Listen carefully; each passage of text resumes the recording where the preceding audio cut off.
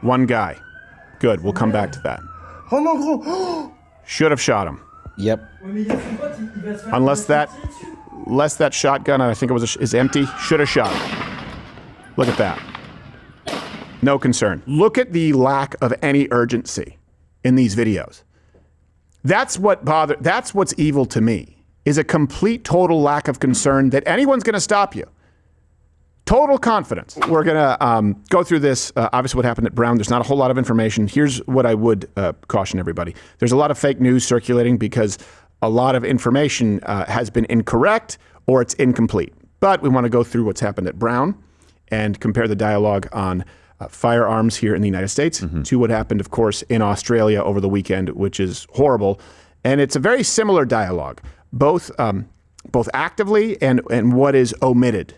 And I'm pretty sure you can spot what that is. But Saturday, a gunman opened fire at Brown University. This was in Rhode Island. At the time of this broadcast, 2 people were killed and 9 people injured.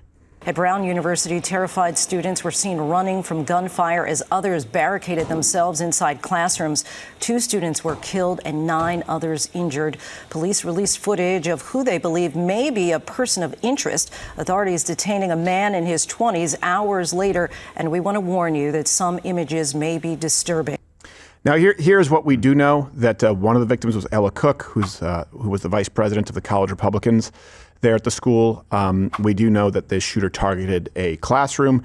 The Brown president, Christina Paxson, said that she had no idea what was going on. President, with all due respect, 6 hours after this shooting, and you said you don't know what was going on in that classroom? How does that happen? Were they taking an exam? Were they meeting for a club? I don't know. 6 hours later, and you're the president, and you don't know? I do not know. Well, that's kind of concerning. Yeah, that one person of interest, by the way, too, you're seeing this online, people acting as though they know, was released. Yeah. That's pretty much all we know at this point. And what we also know is that the left, of course, is moving for gun control, blaming the guns for this naturally. And it's important to note that Rhode Island is a pretty strict gun control state. So from, I believe it's Moms Demand Action in every town, those nonprofits, they actually give Rhode Island an A-. It's ranked 13th in the nation. So if people want to attribute this to lax gun laws, they're picking the wrong place. And like I've told you in the past, 94%, that's the low end. 94% of mass shootings take place in gun-free zones. Obviously, schools are included in that category. And a place like Australia, the entire country is pretty much a gun-free zone. So you do need to look for the through line. You do need to look for the constant. And the constant is not lax gun laws. The constant isn't even, by the way, guns themselves. We've had plenty of mass maulings with cars. We've had plenty of mass stabbings in the UK. So I don't want to lead you astray here. We don't have a lot of information. And I do hope that obviously the families are still able to find some peace and are supported by those around them as they go into Christmas. It's just awful. Yeah, it's a terrible situation. And that's the real tragedy. But the fact that we don't have a lot of information right now is also kind of part of the weirdness of this. Like all the cameras, they talked about that before. People have said that 6 hours later, they don't know what, just like, why were they in the classroom on this date at this time? Just kind of basic information that they don't have, that they're not releasing. I'm not saying that means anything. It just is kind of weird. Right. You know, and so a lot of people right now, that's what we see. The internet will go in and just fill in the gaps, and usually not the right way. Like this guy getting, pinged by the FBI and his face picture being plastered everywhere as a suspect and then being released. And we're like, okay, well, now he's got a lawsuit. All right. Australia. Let's be really clear about what has taken place here. I want to make sure you can check all the references and what is being proposed from the left in response. Here's what we do know, that a lot of people obviously were killed. There was a mass shooting, and Australia has banned guns by and large and has imported Muslims to a degree that is unseen before, certainly in modern history. They have done that. They've just had another mass shooting. They will propose more gun restrictions. That's what they're proposing right now, and clamping down on hate speech, right-wing extremism. This is how you know that your governments aren't looking out for you. This is how you know that there is political theater at play. Saying that right-wing extremism or hate speech has any bearing on this is dishonest. And as a matter of fact, it doesn't stand, it can't pass the reason test at all. Same thing with gun bans, saying we need more strict gun control. You really can't get all that much more strict. So everyone knows, this is what I would point to. Islam in the West has one goal, and this shooting has been very much in line with that goal. It's a complete takeover. That's the goal. Islam did not come to coexist. Islam لا يعلى. What? Islam يعلو ولا يعلى عليه. Whoa. Islam is raised high and nothing is raised Almond, what do you above make Islam. it? We can't think of Islam that came to live with these other religions in the sense that Islam is a religion amongst those religions and they have a share with the truth. And they have a share of justice. And they have a share of, this worship of Allah, the correct worship of Allah subhanahu wa ta'ala. Islam came to correct all of that. Islam came to remove the oppression of all those religions, and it is the only truth, and it is the only way to justice. Everything that guy just said is bullshit. Yep. Just to be clear. It's not the only truth. I would argue it's a lie. It's not the only way to justice. It has a two-tier justice system for Muslims and for everyone else. And I think that the idea that Muhammad is the holiest of prophets, peace be upon him, I think is straight from the pit of hell according to the Bible that I read. And I'm not going to shy away from that. I never have, certainly not going back to 2009 publicly. You cannot claim to be a Christian and believe that there is any more overwhelmingly evil force in the world today than Islam. It subverts everything that we believe and seeks to delegitimize it. And if you disagree, you are at risk of being killed by those who disagree with you. So, hopefully that helps set some context. If you have any questions as to where I stand, you can ask below, you can comment, but I believe I've been crystal clear. 2 gunmen, father and son, attacked specifically a Hanukkah celebration. I think it was Hanukkah by the beach in Sydney, Australia.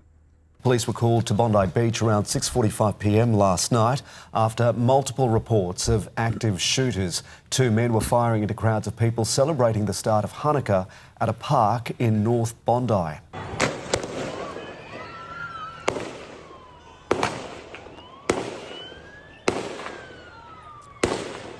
What you really hopefully notice is the lack of concern. Oh! One guy. Good, we'll come back to that. Should have shot him. Yep. Unless that shotgun, I think it was, is empty, should have shot him. Look at that. No concern. That's pretty quick, too, by the way. Yeah. Not his first time. Nope. Semi-automatic could not be less relevant when no one else can defend themselves. Oh my God. Unchallenged. They know it. Until that one guy. Till one guy. Yeah! Yeah, they got him. So here's what we do know, that 15 people were killed, 26 people were hospitalized. Again, as of the time of this broadcast, these numbers can change. The shooters were father and son, Sajid and Naveed Akram. Sajid arrived in Australia in 1998 on a student visa. Naveed was born in Australia in 2001. Naveed Akram was already known to some security personnel in Australia since 2019 over an Islamic State plot. Later was deemed to not be a threat. We don't have the answers as to why. In some cases, people have said that these suspects have been linked to an Islamic State terror group. They found ISIS flags in the car. The guns used, bolt-action rifle, shotgun. Apparently they were obtained through some kind of a hunting or gun club license. Here's how they were stopped. This is 100% of the time. Bad guys with a gun are stopped by a good guy with a gun. Yeah. The only exception is when the bad guy takes himself out with a gun, in which case there's sort of a temporary, transformation of the gun to a good guy gun because he's taking himself out. So that's one thing you need to keep in mind, right? There are millions of guns in the United States. There are hundreds of thousands to millions of defensive uses of firearms every single year. They save far more lives than they take. 94% of shootings take place in gun-free zones, and invariably, bad guys with a gun are stopped by good guys with guns. Father's dead. Son was shot but lived, from what we understand thus far. Some reports say that the father-son duo misunderstood the meaning of a Hanukkah father-son shootout. I love you, Dad. Yes, I know you're saying we shouldn't do that, but here's the thing. It's a depressing day otherwise. Also, That's what I wanted to see. Yeah, I should tell you, one bystander did share what they saw, and it's harrowing. And as soon as they saw me, they came bounding over. It's a penal colony. They're a different breed. Yeah, they're just weird people. So that's all the information. Check the references. So what is the response from the government in Australia? Well, of course, we need to crack down on guns more. Jeez. The Australian Prime Minister said, the government is prepared to take whatever action is necessary, including, indeed, is the need for tougher gun laws. Tougher gun laws. What? It's not a gun law. This is a gun law. This is a gun law. He also said the evil scourge of anti-Semitism must be eradicated. Great. Why do you keep importing Muslims? Well, they're not anti-Semitic or anything. No, they're not. No, it's not like they say, like, we respect the people of the book, except the Jews. They lie about everything. Yes, and we must kill them. Going back to the beginning. Yeah, they're kosher, you know. So they have to deal with guns, with anti-Semitism, and of course, not the least of these issues is those pesky anti-Semitic guns. Jew. Jew. Jew. Well, see, that one is a given to me. Like, I'm pro Second Amendment as you get. But if it is designed to be an anti-Semitic gun, that does seem like it's a different category. You have to get rid of those. Yeah, I think for sure. Yeah. Get rid of those. We If can all it agree. says Jew. Yeah, it's under a blue flag law. Yeah, exactly. And then, to top it all off, because he's looking out for the people, right? Father-son Islamic duo who want an Islamic State had ISIS flags taking out a Hanukkah party. Well, we also have to look at dealing with some right-wing extremism. That's really at play here. We take ASIO's advice very seriously. We work closely with them. We receive regular updates as well. The Director General of ASIO has warned about a range of threats, be it anti-Semitism, the rise of right-wing extremist groups as well. And we continue to work closely with our security agencies. So are you referring to Islam as a right-wing extremist group? Right. The left is incapable of being logical. I think the answer is yes to your question. Yeah. They see anything religious as right-wing. Yeah. I see anything that they don't like as right-wing. Oh, somebody was violent? That was right-wing. Well, their initial statement didn't really even broach the subject of Islam. And let me tell you this. You will never eradicate crime. You will never eradicate gun violence, as seen here. The great act of evil is barring people from protecting themselves. Yes. Barring people from being able to protect their family. This shooting absolutely would have been stopped by some good guys with guns. Very quickly. And I'll prove it to you. I will prove to you how ineffective this has been, because you need to keep in mind, Beto O'Rourke pointed to the buyback, mandatory buyback in Australia. They were a talking point for a long time. Canada was at one point, then they saw some gun crime. Australia, now they're going to go, oh, well, you know what, it wasn't strict enough. Right. Just like socialism, they keep moving the goalposts until they have to move them again. So let's go through some claims here from the left so that you're actually equipped to deal with it. Their first claim is that more gun laws somehow would have prevented the tragedy. This is really just one of those terrible, horrific types of shootings that folks in Australia think that there's not much chance of these kinds of things happening because the country has such strict gun laws. Yeah, and people saying that if they had more, though. So here's the truth. The gun laws did not help, and they're not going to. Like I said, 94% of mass shootings occur in gun-free zones, okay? They are targets. To be clear, pretty much all of Australia is a gun-free zone. Yep. Strictest gun laws, arguably, of anywhere. So let me give you a few examples. You need a license. Each gun needs its own permit. You have to show, quote, genuine need to obtain a firearm. And by the way, that does not include personal protection, which is the primary purpose of a firearm. That's why the Second Amendment is not for hunting. You have to have unbelievably strict storage requirements that render it useless for personal protection. With regular audits, there's a firearm registry, both for ownership and for sales. And where Bondi Beach is located, of course, there is no carrying whatsoever as a civilian. And semi-automatic firearms are pretty much banned, right? So this is what you always see with the assault weapons ban. It's, it's a magazine capacity. Oh, it needs a bullet button. Then it's, we don't want semi-automatic rifles, which means one trigger pull, one round. So you know what? We'll allow bolt actions and things like lever actions, non-self-reloading guns for sporting or hunting purposes. because that'll make everyone safe. No one can just go out and carry out a mass shooting. Here's the thing. I understand that you wouldn't want a lever action or a pump gun in most cases if you are going into war where other people have semi-automatic rifles. It's no longer relevant when you know that there's nobody else with any type of gun whatsoever. Bolt action is plenty fast. The guns that are allowed for sporting purposes are plenty fast, and people who are going to carry out mass shootings can use whatever they want. Look at the lack of any urgency in these videos. That's what's evil to me, is a complete, total lack of concern that anyone's going to stop you. Total confidence. You wouldn't get that in the United States. Maybe in places like New York or Chicago. Yeah. Place like Texas, Florida, someone's going to have their head in a swivel. So let me show you. Let's break this down. Here is the shooter firing the more safe, non-mass shooting friendly bolt action rifle, which should just be used for sporting purposes. See that? He's acquiring target fast too. Yeah. Not his first time. Right.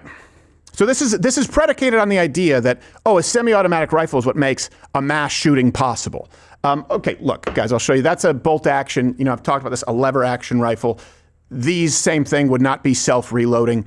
You could absolutely carry out a mass shooting. As a matter of fact, it's certainly easier to carry out a mass shooting with a bolt action or with a lever action if no one else has a gun than if you have a semi-automatic and people even just have pistols. Do you have any idea, by the way, it's not loaded, how fast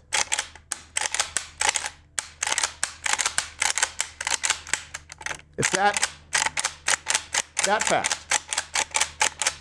As fast as you can work that action. You can get that in Australia for sporting purposes. You want to see how fast these things can be used? If you think you're safe by banning, and that's what they do. The Assault Weapons Ban Act was banning things like semi-automatics and magazines because, gosh, that'll slow them down. Here's how fast someone can use these guns.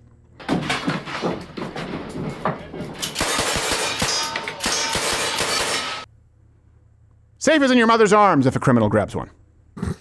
And then people will often say, oh, wait a second. You think that a good guy with a gun is going to stop them? Yes. You think your little handgun is going to stop someone with a high-powered rifle? Absolutely. Let me show you how. This one man was stopped. Unfortunately, he wasn't murdered. Headlock. Great work, too, by the way. I think he might have been out because it looked like he was trying to shoot or something. He was making some weird motion. I'm hoping that he was out. And he wasn't hesitating because he was concerned about the fact that he could be arrested. Yeah. I'm hoping that's what the case is. But people say, hey, you think you're going to stop him? Yeah. Hey, if you can put a shooter in a headlock, you can shoot him with a handgun. Okay, let me give you an example right here. This is the least amount of gun, a little Kel-Tec 32, just so people can see. It's obviously unloaded, okay? This is the least, this is my when I don't have a gun. That's what that is. Headlock. You do that from 20 feet away. You can do it from 30 feet away. If you can get to him with a headlock, you don't think you can put bang, bang, 1, 2, 3? Is anyone saying it's ideal? No. If you can put a shooter in a headlock and disarm him, better case scenario would be shoot him, blow him away. 10 minutes earlier. 10 minutes earlier. Yep. I mean, or even more. I forget how long they said this went on, but it was a while. And here's the thing: we don't know if this is completely true. We know how long it took. I think it was 10 minutes or so. Sometimes police response time. I don't know if you know this. Does everyone here agree that a shooting can take place in a split second? Yeah. Yeah, absolutely. Right. They usually do. Yes. I mean, mass shootings are a little different, but most shootings are over in a couple seconds. Right. And if someone has a gun, right, a bullet, you're talking about a split second leaving that rifle and hitting you. Yeah. I don't know if you know this. Police response time is often more. It's often longer than a split second. And it's particularly relevant here because relying on the cops may be what resulted in these people being able to go completely confident, unfettered for minutes at a time. There was a witness who said there were police officers there. We can't confirm this, but that they were scared and didn't do a whole lot. Simple as that. 20 minutes with 4 policemen there. Nobody give fire back. Nothing, like they are froze. Like for it looked like 20 minutes, and they shoot, the guy change magazine. I look at him all the time. I was with two of my babies under me, and I look at that, and it's just rifle and a pistol, and just shoot. And the other one was under. They start to come close to the audience. I think one of the people took his rifle and shoot him. That's one of them. That's what I saw. I didn't know how much I saw, but... Who were they targeting? Oh, all the crowd. Anyone. It's insane. And by the way, 2 people with a handgun or 3 people with a handgun, each having a handgun, is still a huge advantage in many ways over one guy with a rifle. Yeah. Well, think the right one guy with a pistol. Yeah. Even if you miss and you just distract one of these guys. Now, I mean, we talked about seconds. Like, I hate to say this, but seconds do count in situations like this. Yeah. I mean, getting to cover and understanding where the threat is coming from and making sure that you're not the next person on the list. All you have to do is somebody shoots at them and now their head is on a swivel. Now they're wondering, okay, who's going to come up behind me? I can't just sit here and pick people off one by one because I might get shot from behind. Yeah. And this poor guy, he's being a good dad. Yeah. Or grandfather, whatever. I think he said his children. He looked pretty old, though. So maybe his grand. But he was on top of kids. Yeah. Protecting kids. You can do that. Yeah. You know what would be better? Not having to just be on top of your kids, but being able to return fire. Exactly. That's what I'm saying. Yeah. Think about that. If any of those people holding the cameras were holding guns instead, they had perfect angles. That's exactly right. Yeah, the guy that was like, oh, they got him. Yeah. That's good. They got him. Great. They got him. Great. Finally, somebody has some balls. Aye, and look, the commercial's over. Yeah, exactly. They got him. Thank God we didn't have any guns. Yeah. Think about, and their solution is to make this worse. We don't want guns in Australia. Let's wait for the guys with guns. Wait for the cops with guns. You hope. Who, by the way, I don't know what it's like in Australia, but in the United States, they fire on average 50 rounds a year. A year. And they weren't around. Pretty much everyone in this office does more than that, probably a week if you were to average it out. Every time we go to the range, it's a few hundred, if not 1,000 rounds. So this idea that the police, it's like the film where they're able to shoot the balls off a gnat at 50 yards. No. What you need is to give them something to deal with. Give them something to guess. And you know what? It's like this. Hey, 2 people boxing, 2 people punching, right? Fighting, okay? Maybe it's a toss-up, assuming everything else being equal. One person has his hands tied behind his back.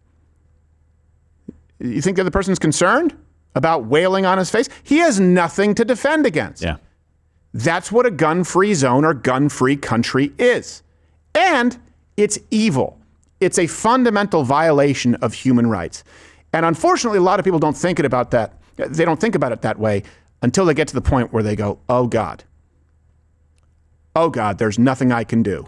Yeah. I am completely powerless, and I hope he doesn't kill me or my children next. Start thinking about it before you get to that point, because a lot of people are led by the nose to a false premise, which brings us to the next claim. And by the way, granted, a heroic man who, as I understand it, happens to be Muslim, stopped that shooter. Would have been better if he'd have shot him. But they're saying, so clearly, obviously, if one of the good guys was Islamic, none of this has anything. You can't blame Islam. It was a Muslim man who heroically tackled and disarmed one of the Bondi Beach shooters. Ahmed Al-Ahmed's name needs to be heard and repeated for everyone to hear. The man literally ran up behind a terrorist, put him in a chokehold, wrestled the gun away from him, and saved innumerable lives. But we need to acknowledge this because with the rising levels of anti-Islamic sentiment, people want to blame Muslims. Mm-hmm. Yeah, here's the truth. Of course, we can blame the ideology of Islam. And here's the other thing. When that guy, if it was empty, fine. But he didn't shoot the shooter, right? He disarmed him. As I understand it, the shooter walked off and potentially rearmed or got back into the fray. He certainly wasn't apprehended right there. He still was unconcerned. Think about that for a second. Now let's go through Islam. In Australia, the Islamic population in 85 was less than 100,000. Today it's 813,000. Jeez. Wow. Yeah. 813,000. Now, keep in mind, if you say it's not Islam, let's ask this. Why might people think it is Islam? Why might this man have an ISIS flag in his vehicle? Why might these people have been on the radar as potentially violent for a long time or a threat? Well, you may not remember this, but 198 million Muslims worldwide support the use of violence against civilian targets to defend Islam. If you were to apply that to the 27 million people who live in Australia, that would mean 89,000 Muslims. Jeez. In Australia alone, support violence against civilians, at least sometimes. That's larger than the country's standing army. Not Islam? Anywhere else, would you say, it's not the fault of the army that carried out the mission? I mean, they're unrelated. 198 million Muslims worldwide support violence against civilians. Against civilians. So you're past the point of, well, do they mean in a holy war? Which mean, no. Defend Islam against civilians, meaning heretics, meaning apostates. What you just saw. Yeah. It means what you just saw.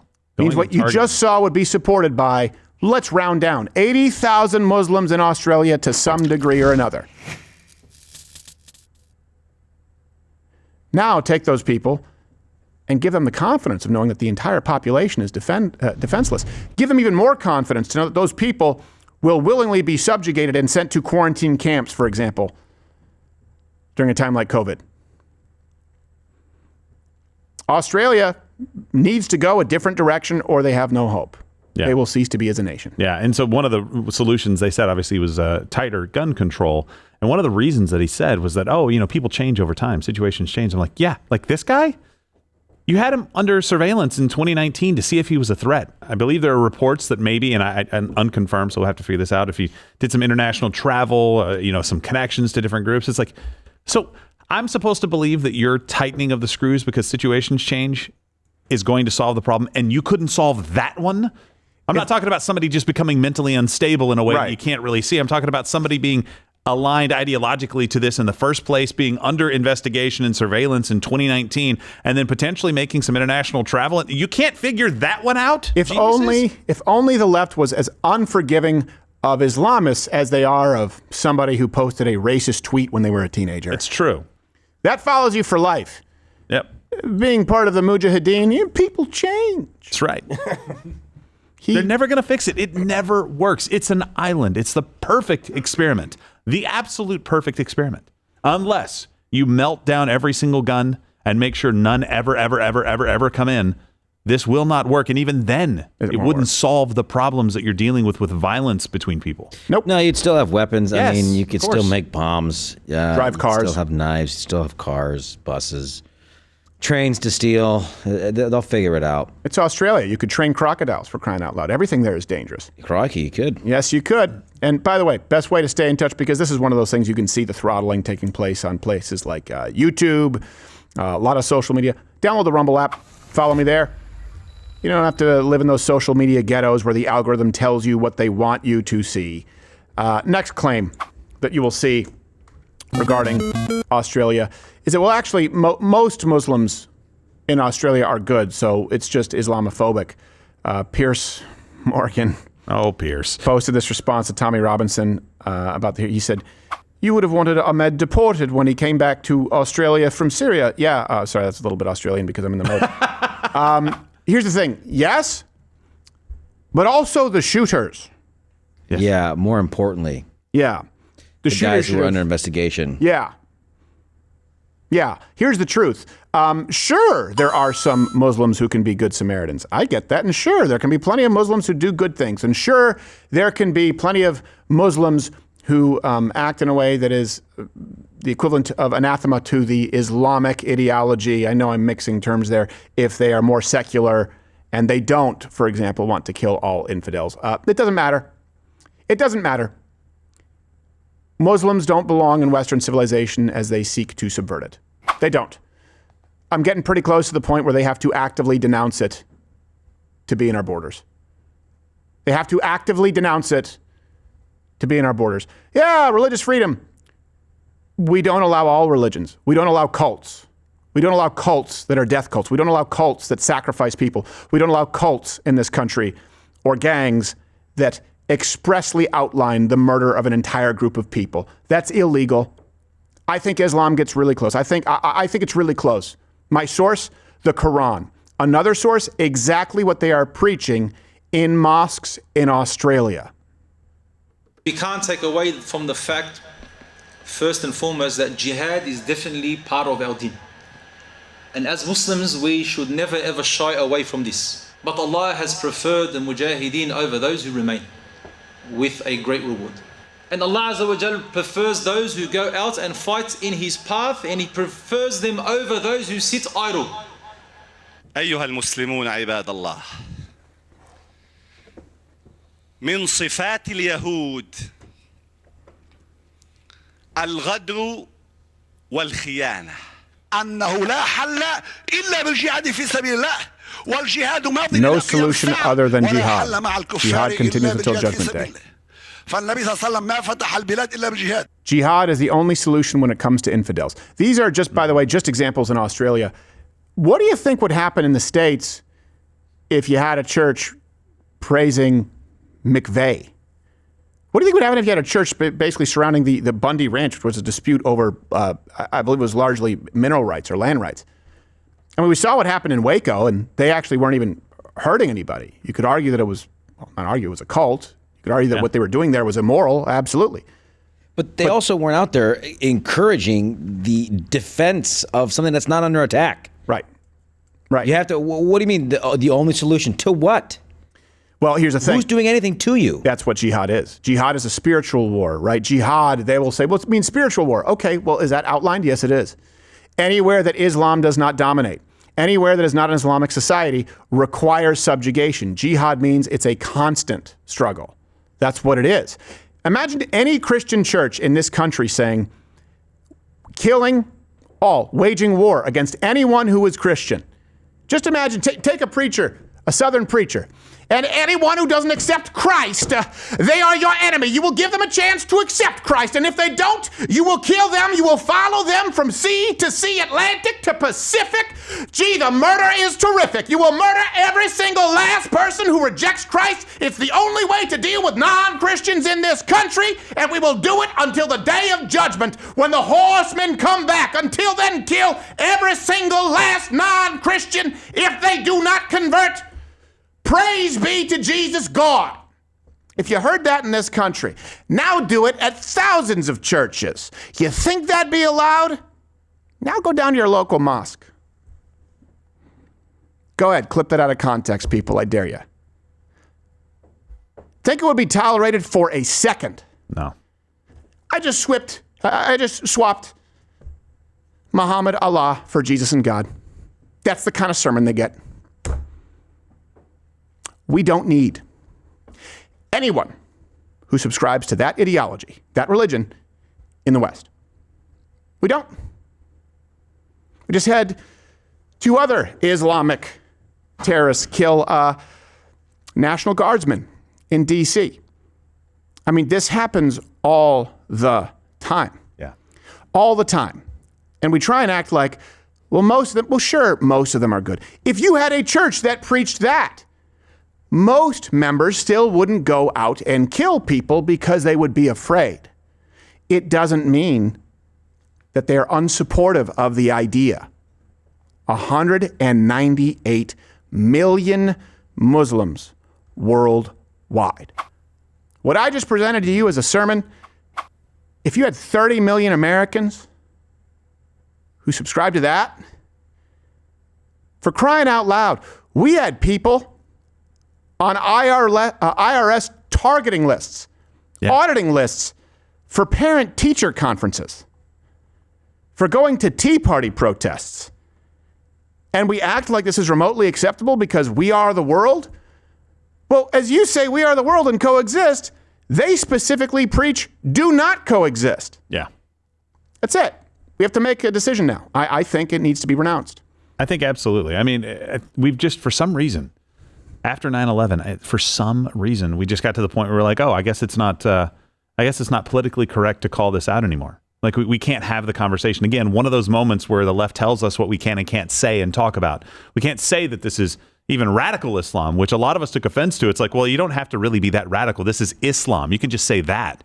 But even radical Islam, like their goal is not to come in and be a part. Their goal is to come in and overthrow. We've never allowed that either. No matter what it comes in under the veil of, religion or otherwise. You can't come in and plot to destroy our culture and fundamentally change what this nation is. Why are we not allowed to have that conversation anymore? Why are we not seeing politicians and leaders call it out for what it is? Not against all Muslim people, like you said. Most of the people that heard that sermon would not be going out in the streets, but we wouldn't be saying that after the 5th or 6th attack. Well, but most of them are nice. Yeah, but some of them aren't. Okay? Yeah. And it's an ideology problem. Can we deal with the root cause of this issue, please? Here's what you do. Here's the test. Okay? Let's just say so you don't want to ban all Muslims. All right? Let's start with this. Yes, Sarah Hakim. Do you reject jihad? Do you reject the concept of jihad? Do you reject the spiritual principle of jihad? Anyone who doesn't answer yes emphatically to all gets their deportation papers. That's where I line up. 100%. Let's go on. Here's really before we do, there was some late kind of breaking stuff about the son. Apparently, they're now reporting that he was associated with a Sydney-based Islamic cell, Islamic State cell. It's like, oh, okay. I get it. So the government's going to be able to ferret all this stuff out. You don't need guns because we're going to go in and make sure that these things don't happen, except it did. Yeah. And it was somebody born in your country. So all of your safeguards mentally, and a guy that was there for almost 30 years or maybe just a little over 30 years, just 27 years. That's the guy. Yeah. Good luck. Good luck stopping it without a gun to protect yourself. Good luck. You know what? And yes, it's relevant, but I almost don't want to spend time on it because I don't want people to think, well, that should be the threshold. Get the montage ready again. Here's my threshold just as a starting point. And anyone who disagrees with this, to me, is not a friend of Western civilization, of Christian society. Let's play that montage of the imams just in Australia. We can't take away from the fact, first and foremost, that jihad is definitely part of our deen. And as Muslims, we should never ever shy away from this. But Allah has preferred the mujahideen over those who remain with a great reward. And Allah Azza wa Jal prefers those who go out and fight in His path, and He prefers them over those who sit idle. أيها المسلمون عباد الله من صفات اليهود الغدر والخيانة أنه لا حل No solution other than jihad for the sake of Allah. Jihad continues until Judgment Day. Jihad for the sake of Allah is the only solution when it comes to the infidel. Okay, so anyone in attendance there, I would be out with an entire unit and a clipboard. Hey, you attend this place regularly? Yeah. What did you think of the message? And anyone who responds with any words other than, I was absolutely shocked, I think it's abhorrent, and I will never be back again, and I am converting to Christianity, any response outside of that is, okay, thank you, right this way, and they're out of the country. Oh, you're still here? And you're still watching this on YouTube? You've probably noticed something is missing by now. I'm not here. That's because the Live Daily Show is now streaming exclusively on Rumble weekdays at 11 a.m. Eastern. Tune in there, where nothing is censored.